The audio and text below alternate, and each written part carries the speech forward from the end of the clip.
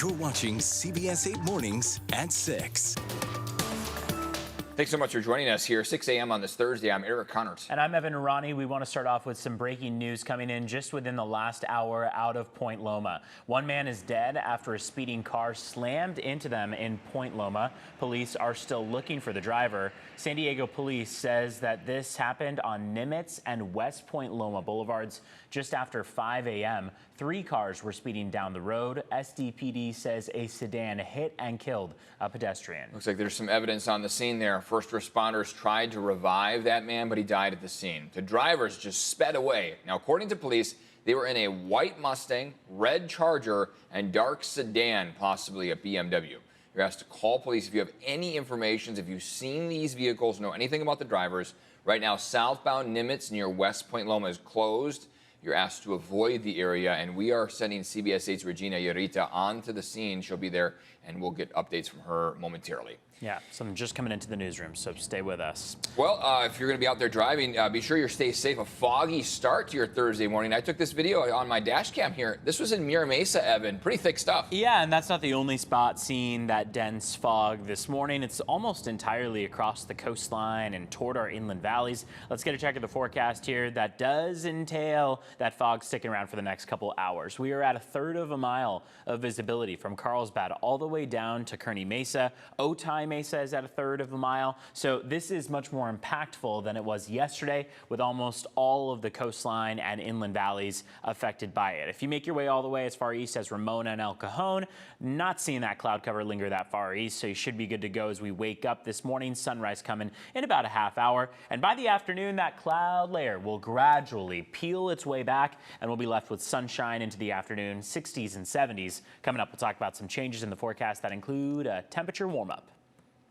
Well, today the California Public Utilities Commission is discussing a proposal to increase utility rates. SDG&E customers could pay 2.7% more on their electric bills starting next year. Customers with natural gas hookups may pay almost 9% more. On top of that, there would be a 4% increase each year through 2027. The CPUC says this is needed for continued maintenance and upgrades to power systems. Before going into effect, the proposed decision needs to be approved by a majority of the voting members of the commission. Today, Supervisor Monica Montgomery Stepp will unveil a proposal for reforms to improve public safety and expand oversight of law enforcement. The proposal aims to strengthen San Diego County's Citizen Law Enforcement Review Board, specifically by expanding jurisdiction for in-custody death investigations, enhancing reporting requirements, and improving investigation timelines. The supervisor will unveil that proposal at 2:30 today. We will continue to update you on this story as we get more information.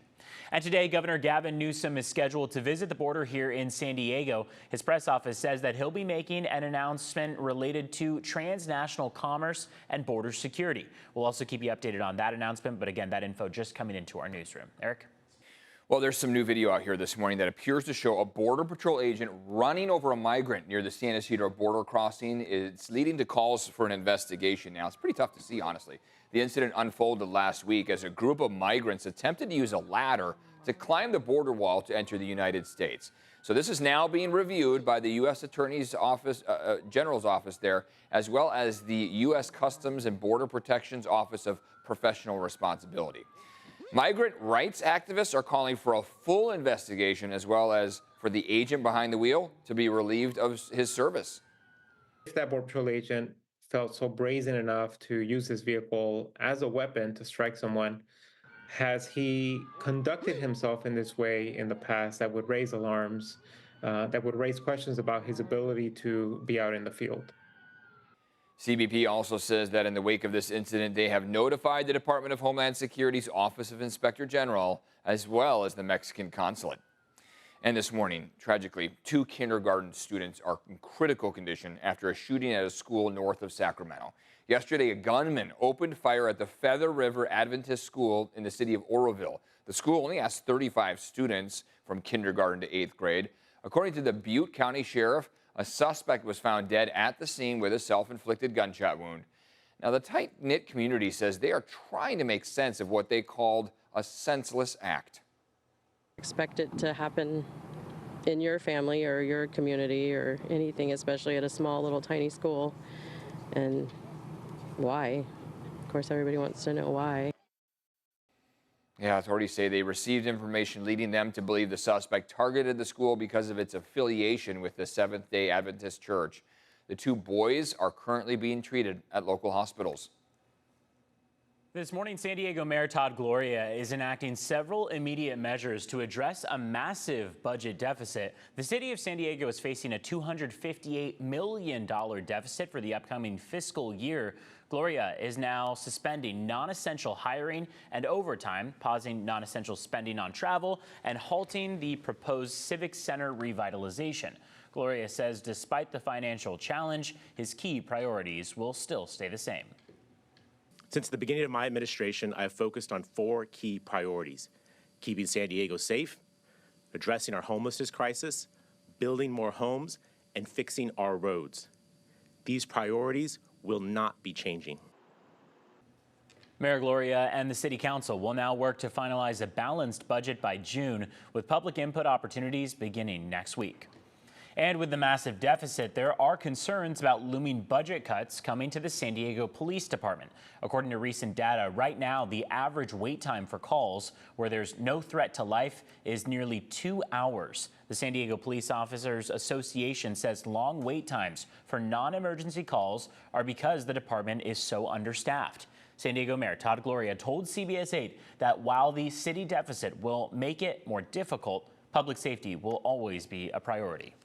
An update this morning on the new legislation to use toll money to address the ongoing sewage crisis in the South Bay. Senate Bill 10 would give Sandag the ability to use money from tolls collected at the Otay Mesa East Port of Entry to clean and restore the Tijuana River Valley. Imperial Beach is asking for either 1% of the toll revenues or $25 million every year, whichever amount is greater. Sandag says it is still analyzing the bill and has not taken a stance. The move would also require support from Mexico. And today, the Office of Immigrant and Refugee Affairs will open the county's second Immigrant and Refugee Welcome Center. The center is intended to be a service hub, providing vital resources and information. The Welcome Center will also facilitate partnerships with community organizations who offer workshops and presentations. The Welcome Center will be located within the County of San Diego's North Inland Live Well Center. It's open Monday through Friday from 8 a.m. to 5 p.m. If you're heading out there, be sure you give yourself a little extra time because it is foggy start out there on the roadways. Absolutely. A very foggy start to the day, much more so than yesterday. Yesterday, we had some issues along the coast. It was much more patchy, but today it's a little bit more widespread out there. So you're going to encounter it whether you're in North Island, for example, Coronado, Hotel Del is what we see here, but pretty much every camera that we have across the county, at least along the coast and inland, showing that fog out there. By the afternoon, however, we're going to be moving toward partly cloudy, if not mostly sunny skies. 75 for that afternoon high across our inland valleys, 70 for the mountains, and 81 for the deserts. For those 3 microclimates, temperatures are warmer than normal, but for our coastline, we're staying in that slightly cooler than average range yet again today, warming up by a few degrees compared to yesterday. Want to point out how those temperatures have looked over the last week or so, because since the weekend, since Friday, Saturday, even Sunday really, we've been in the 70s, mid 70s, even upper 70s out there, Saturday being our peak. But since then, since Saturday, we've watched as temperatures have slid each and every day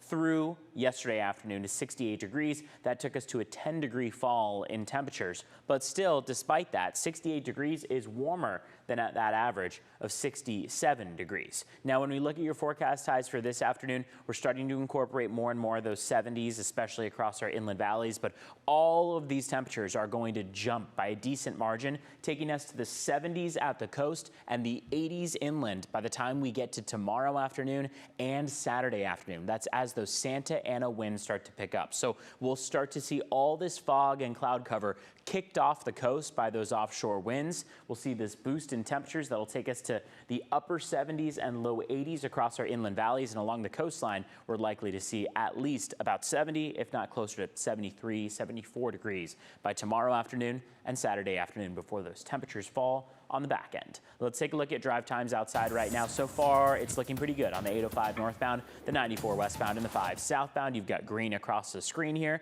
We can also take a look out there at your border wait times as we kick off your Thursday morning. 105-minute wait at the San Ysidro Port of Entry, just under 2 hours. Otay Mesa Port of Entry should get you across a little quicker, only about an hour in total.